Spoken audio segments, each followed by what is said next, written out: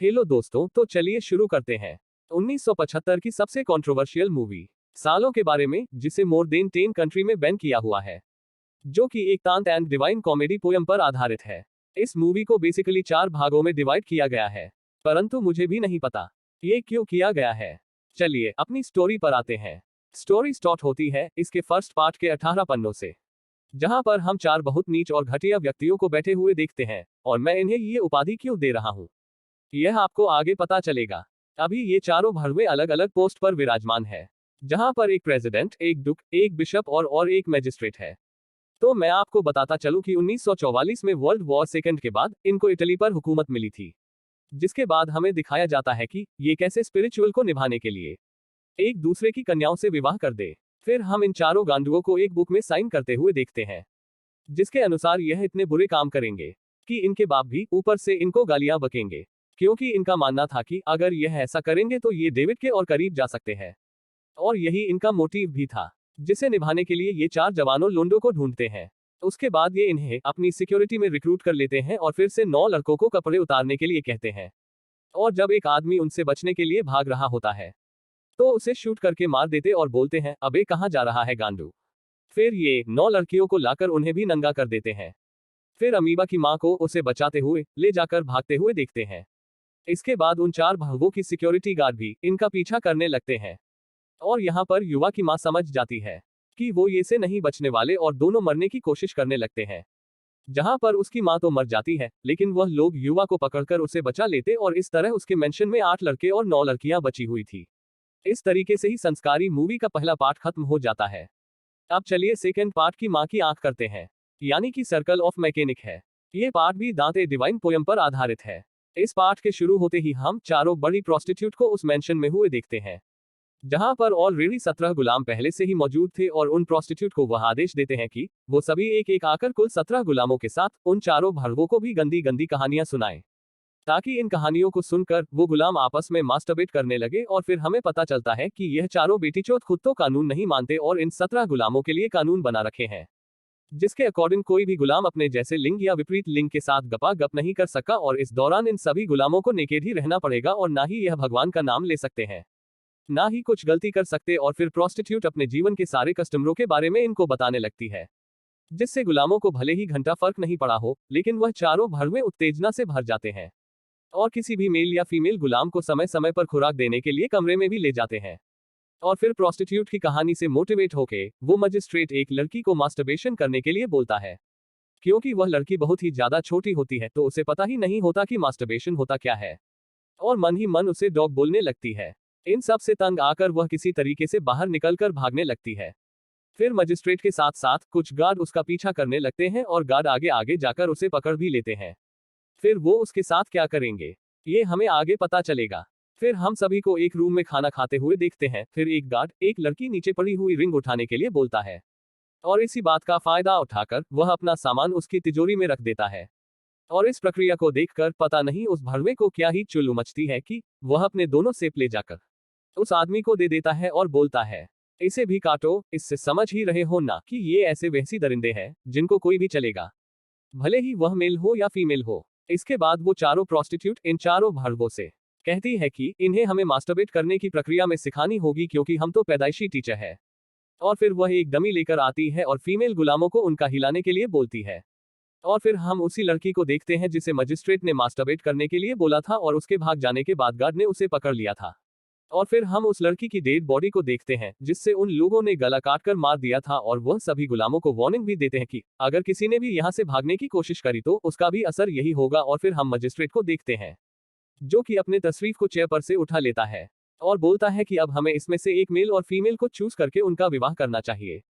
फिर वह इन दोनों का शुभ मंगल विवाह कर देते हैं, और उसके बाद उन दोनों को आपस में गपा गप करने के लिए एक रूम में छोड़ देते हैं।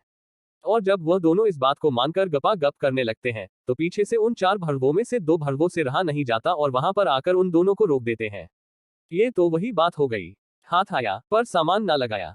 फिर उसके बाद ये दोनों भरवे उन दोनों के साथ इस क्रिया को संपन्न करने लगते हैं। उसके बाद ये चारों भरवों उन फीमेल गुलामों को डॉग की तरह ट्रीट करने एलजी जाते हैं, उन्हें डॉग की तरह खाना खिलाते हैं। वह जब एक लड़की नहीं खाती तो उसके खाने में कील मिलाकर उसे खिला देते हैं, जिसकी वजह से उसके मुंह में से भी ब्लर आने लग जाता है।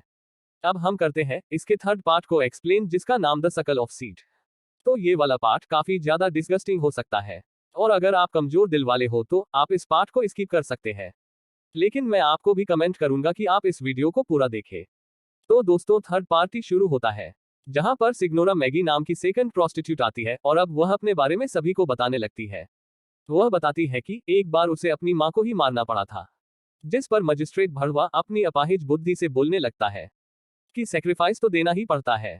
यहाँ तो लोग बेवकूफ है जो कि माँ को सब कुछ अपना मानते हैं। फिर युवा, जिसकी माँ ने मूवी की स्टार्टिंग में अपनी जान का सेक्रीफाइस करके उसको बचाने की कोशिश की थी, अपनी मॉम को याद करके रोने लगती है, जिस पर मजिस्ट्रेट काफी ज्यादा गुस्सा हो जाता है और युवा भगवान का नाम भी लेने लग जाती है, जो कि उन भड़वों की नजरों में एक बहुत ही बड़ा पाप था। और अब गुस्साया मजिस्ट्रेट अपना पजामा खोलकर वहीं पर सबके सामने सीट का देता है और अब वही युवा को उसे खाने के लिए बोलता है, और मजबूरन युवा को ये डिस्गस्टिंग चीज करनी ही पड़ती है। इस सीन को देखकर मुझे भी दीपक कलाल की एक लाइन याद आ जाती है। और फिर ये चारों भड़वे रोजाना ही गुलामों को यही चीज खाने को देने लगे और खुद भी खाने लगे।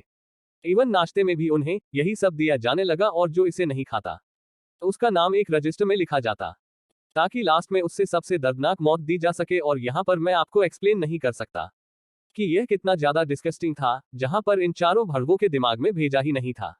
और इस तरीके से अब रोजाना इन्हें यही परोसेंगे और इन्हीं को खाएंगे। और इस तरीके से अब सेकंड प्रोस्टिट्यूट की बात से इंस्पायर्ड होके कभी किसी को पेलते या फिर कभी किसी से अपने ऊपर पेशाब करने के लिए बोलते। और एक रात ये चारों डिक्टेटर अपने सभी गुलामों की बैक देखने लगते। यहाँ पर इनका प्लान ये था कि जिसकी बैक सबसे ज्यादा अट्रैक्टिव होगी उसको यह मार देंगे। जहां पर इन्हें एक लड़की की बैक पसंद आ जाती है, और यह जब उसको शूट करने के लिए गन चलाते हैं तो उसमें गोलियां ही नहीं होती, जिस पर डिक्टेटर उस गुलाम को बोलता है कि हम तुम्हें इससे भी भयानक मौत देने वाले हैं। इसके बाद वह चारों भड़वे चुतियापंती का प्रदर्शन करते हुए अपने गार्ड या फिर गुलामों से मैरिज कर लेते हैं। और फिर एक गुलाम एक डिक्टेटर को बताता है कि इस मेंशन में तुम्हारे रूल्स को तोड़ा जा रहा है, जिस पर वह डिक्टेटर दो लड़कियों को साथ में सोते हुए देख लेता है। इन भड़वों के रूल्स के अकॉर्डिंग कोई भी गुलाम साथ में नहीं सोच सकते थे, जिस पर वह डिक्टेटर उन पर गन पॉइंट कर देता है, जिस पर वह लड़कियां उन्हें बताती है कि एक गुलाम और भी है जो कि एक नौकरानी के साथ सोता है। और वहां जाकर चारों डिक्टेटर उसे पकड़ लेते हैं। फिर वह चारों शूट करके उस गुलाम को भी मार देते हैं और उस नौकरानी को भी। वह चारों भड़वे बचे हुए सभी गुलामों को एक सीट से भरे हुए तब पर बिठा देते, और यहीं पर यह थर्ड पार्ट भी खत्म हो जाता है। अब हम एक्सप्लेन करेंगे इसके फोर्थ पार्ट को, जो कि ए सर्कल ऑफ ब्लड, जहां पर हम उन चारों डिक्टेटर में से एक डिक्टेटर को चेयर पर बैठे हुए देखते हैं, और वह अपनी दूरबीन से खिड़की के बाहर बाकी बचे हुए 3 डिक्टेटरों को गुलाम को टॉर्चर करते हुए देखता है। और इन डिक्टेटर ने जो 4 गार्ड अपॉइंट किए, तो उनमें से 2 गार्ड हमेशा उस चेयर पर बैठे हुए डिक्टेटर को प्रोटेक्ट करने के लिए, और बाकी 2 बचे गार्ड बाहर वाले तीनों डिक्टेटर के साथ उन गुलामों को टॉर्चर करेंगे। फिर फर्स्ट डिक्टेटर की बारी खत्म हो जाने के बाद सेकंड डिक्टेटर उस चेयर पर आकर बैठता है और बाकी 3 गुलामों को टॉर्चर करने लग जाते हैं, जहां पर वह डिक्टेटर्स मेल के पेनिस को काट देते हैं, फीमेल्स के ब्रेस्ट को काट देते हैं, किसी की आंख निकाल लेते हैं और किसी की जबान काट देते। ऐसा करते करते अब लास्ट डिक्टेटर आकर चेयर पर बैठता है, और अब वह तीनों डिक्टेटर जो कि मैदान में थे एक एक करके सभी गुलामों को मार देते हैं और अपना चूतियापा भरा डांस करने लगा जाते हैं। और फिर हम 2 गार्ड जो कि मेंशन के अंदर थे उनको डांस करते हुए देखते हैं, और हमारी स्टोरी यहीं पर एंड हो जाती। उम्मीद करता हूँ आपको मेरे द्वारा प्रेजेंट की गई ये कहानी जरूर पसंद आई होगी। मिलते हैं आपसे एक और मूवी के शॉर्ट एक्सप्लेनेशन के साथ। अगर आपको मूवी अच्छी लगी हो तो कमेंट में जरूर बताना। Thanks for watching.